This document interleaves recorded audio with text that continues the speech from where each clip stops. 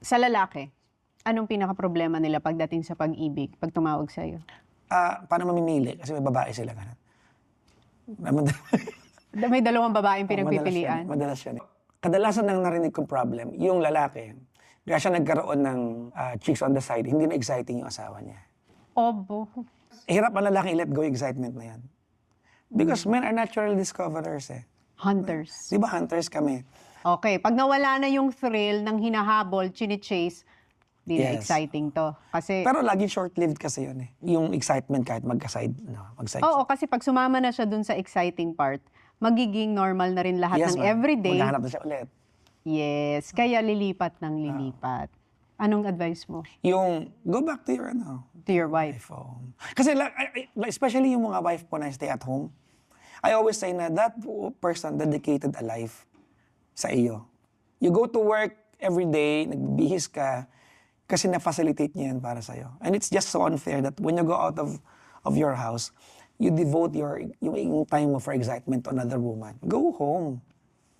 Di ba? And devote that to your wife or to your girlfriend. Ganun. Like ko sabi, di ba? If you find a good flower, beautiful flower, di ba? And you want the flower, pick the flower. At kung na-pick mo na yung flower, keep the flower. Unlike, may nakita kang bulaklak, baka may iba pang flower sa garden, you walk, and then you come back, wala na yung flower. Nakuha na ng iba. Because you're busy chasing the wrong things. Okay, bilang isang lalaki, paano mo masasabi na ang isang lalaki ay in love sa isang babae? Kapag when you let your walls down, Ang lalaki. kasi ganito yan.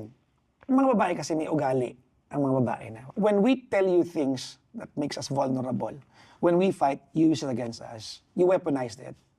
Ano ba? Ito, common example to. Ang mga lalaki sa pasikat minsan pag bago ang relasyon, Oh.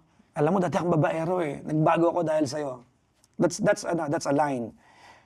Pero ang maalala ng babae, Babaero. babaero ako, nawala na yung nagbago ako. So pag nag-away sila, or may duda siya, bawa, hindi niya makontak.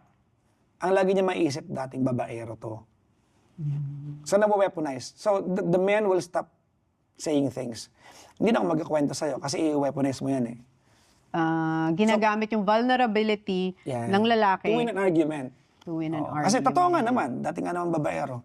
Pero you had no way of knowing it. Sinabi lang naman sa'yo. So, kung ang tanong is, paano malalaman na in love ang lalaki? Kung kaya na namin magbaba ng walls namin. Diba? We can be vulnerable around you. And that's very difficult to achieve. Naniniwala po ko na sa relasyon, babae talaga ang boss.